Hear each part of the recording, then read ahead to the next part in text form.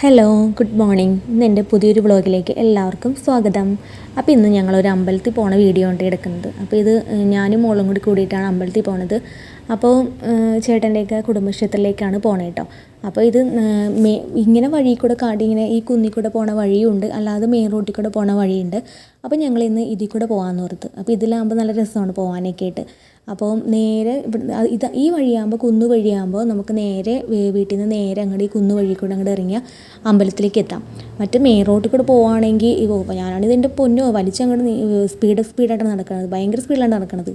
ഇതൊക്കെയുണ്ട് അമ്പലത്തിൻ്റെ ഏരിയയാണ്. ഇത് മൊത്തം ഇവിടെയൊക്കെ അമ്പലത്തിൻ്റെ ഏരിയയാണ്. ഇവിടെയൊക്കെ ഈ കുന്നിൻ്റെ ഇവിടെയൊക്കെ അമ്പലത്തിൽ ഉത്സവമൊക്കെ ആകുമ്പോൾ ആനയൊക്കെ കയറി വരും കേട്ടോ.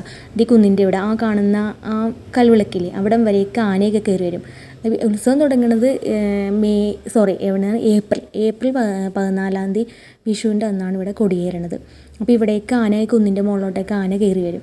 അപ്പോൾ ഏപ്രിൽ വിഷുവിൻ്റെ അന്ന് കൊടിയേറി പിന്നെ 10-ാം തീയതിൻ്റെ അന്നാണ് ഇവിടെ തീരണത്. 10-ാം തീയതിൻ്റെ അന്നാണ് ഇവിടെ ആനയൊക്കെ കുന്നിൻ്റെ മുകളിലോട്ടൊക്കെ കയറി വരുന്നത് കേട്ടോ. അപ്പോൾ ഇത് ചേട്ടൻ്റെയൊക്കെ കുടുംബക്ഷേത്രമാണ്, അമ്മയുടെയൊക്കെ അമ്പലമാണ്. അപ്പോൾ ഇവിടം വരെയൊക്കെ ആനയൊക്കെ വരും. നല്ല രസമുണ്ട് കാണാനൊക്കെ ആയിട്ടൊക്കെ, ഉത്സവത്തിനൊക്കെ കാണാനായിട്ടൊക്കെ നല്ലൊരു പ്രത്യേക ഒരു ഇതാണ്. അപ്പോൾ ഞാനും ചേട്ടനാണ് എപ്പോഴും ഞായറാഴ്ചയൊക്കെ എല്ലാ ദിവസങ്ങളൊക്കെ അമ്പലത്തിൽ പോകണം. അപ്പോൾ ഇന്ന് ഞങ്ങൾ വരാമെന്ന് ഓർത്തു. അപ്പോൾ വെറുതെ വീട്ടിലേക്ക് ഇങ്ങനെ ഇരിക്കുകയാണല്ലോ. അപ്പോൾ എന്തായാലും ഇടയ്ക്ക് വരാറൊക്കെ ഉണ്ട് കേട്ടോ അമ്പലത്തിൽ. പക്ഷേ ഇപ്പോൾ മഴയൊക്കെ ആയതുകൊണ്ട് ഇപ്പോൾ ഇറങ്ങാൻ പറ്റാത്തതുകൊണ്ട് കുറച്ച് മടിയും കൂടി ഉണ്ട്, അതുകൊണ്ട് അങ്ങനെ വരാറില്ല കേട്ടോ. അപ്പോൾ ഇന്നിപ്പോൾ അങ്ങനെ ഞാനുള്ളും കൂടി അമ്പലത്തിലേക്ക് വരാമെന്ന് ഓർത്തു. അപ്പോൾ നല്ല രസമുണ്ട്, നല്ലൊരു വൈബാണ്. ഇവിടെ വരുമ്പോൾ തന്നെ നമുക്കൊരു അമ്പലത്തിലേക്ക് വരുമ്പോൾ തന്നെ പ്രത്യേക ഒരു സുഖമുള്ളൂ. അപ്പോൾ ഇത് തിരിച്ചു പോണ വീഡിയോ ആണ് കേട്ടോ. അപ്പോൾ ഞാൻ ഉള്ളിലോട്ടൊന്നും ഫോണൊന്നും കയറ്റില്ല. അപ്പോൾ നമുക്ക് ഉള്ളിൽ ഫോൺ കയറ്റുന്നത് എനിക്ക് അങ്ങോട്ട് തൊഴാനായിട്ടൊരു ഡിസ്റ്റർബൻസ് ആണത്. അപ്പോൾ ഞാൻ ഉള്ളിലോട്ടൊന്നും ഫോൺ കൊണ്ടുപോയില്ല. പിന്നെ തിരിച്ചു പോവാണ്. അപ്പോൾ തിരിച്ചു പോകണ വീഡിയോ മോളാണ്ട് എടുക്കണത്. അപ്പോൾ ഇങ്ങനെ ഓരോ കാര്യങ്ങളൊക്കെ ഇങ്ങനെ പറഞ്ഞ് ഞങ്ങളിങ്ങനെ ഇന്ത്യയും പറഞ്ഞുകൊണ്ടൊക്കെ ഇങ്ങനെ നടന്നുകൊണ്ട് പോകാം കേട്ടോ. പിന്നെ അവിടെ നല്ല രസമാണ്. ചേട്ടൻ്റെയൊക്കെ എന്താ പറയുക, പണ്ടത്തെ ഓരോ കാര്യങ്ങളും തറവാടൊക്കെ അവിടെയുണ്ട്. അമ്പലത്തിൻ്റെ അടുത്ത് തന്നെയായിട്ടാണ് ചേട്ടൻ്റെയൊക്കെ തറവാട്. പിന്നെന്താ, നേരെ വീട്ടിലേക്ക് വന്നു. പിന്നെ വിശപ്പിനുള്ള വിളി വന്ന് പിന്നെ ഞാൻ ഒന്നും നിന്നില്ല, വേഗം കഴിക്കാനായിട്ട് ഉപ്പുമാവ് ഉണ്ടായിരുന്നു, റവ ഉണ്ടായിരുന്നു. അപ്പോൾ പിന്നെ ഉപ്പുമാവ് ഉണ്ടാക്കാമെന്ന് ഓർത്തു.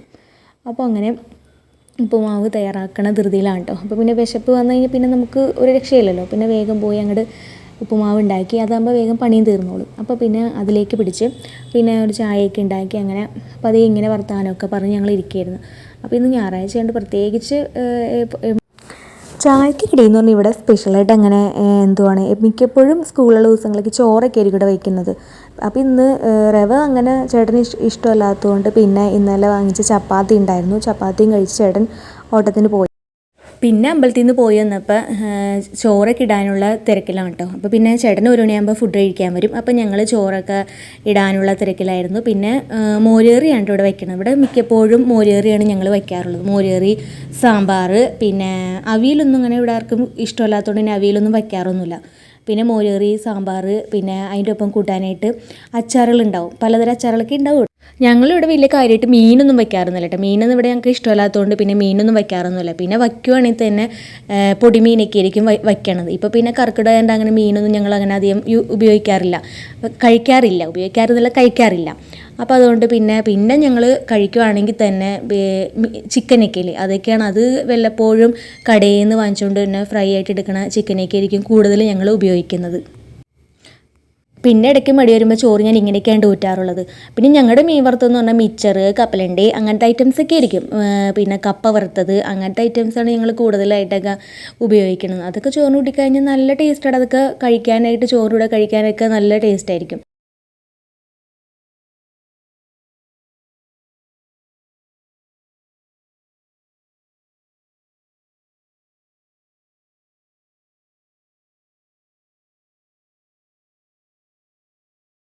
മഴയൊക്കെ ആയതുകൊണ്ട് തുണിയൊക്കെ ഉണങ്ങി കിട്ടാൻ ഭയങ്കര പാടാണ്. അതിപ്പോൾ എല്ലായിടത്തും അങ്ങനെയൊക്കെ തന്നെ ആയിരിക്കും അല്ലേ. വെയിൽ തന്നെ നല്ലൊരു വെയിലുണ്ടെങ്കിൽ തോന്നും ഇച്ചിരി മഴ കിട്ടാൻ വേണ്ടി നോക്കിയിരിക്കും. മഴ വന്നാൽ തോന്നും ഇച്ചിരി വെയിൽ കിട്ടാൻ വേണ്ടി നോക്കിയിരിക്കും. അങ്ങനത്തെ ഒരു അവസ്ഥയാണല്ലോ നമ്മുടെയൊക്കെ ഇത്. അപ്പോൾ പിന്നെ അങ്ങനെ തുണിയൊക്കെ വിരിച്ചിട്ട് അങ്ങനെ ഓരോ കാര്യങ്ങളൊക്കെ ഞങ്ങളിങ്ങനെ വർത്തമാനങ്ങളൊക്കെ പറഞ്ഞുകൊണ്ടിരിക്കുകയായിരുന്നു കേട്ടോ.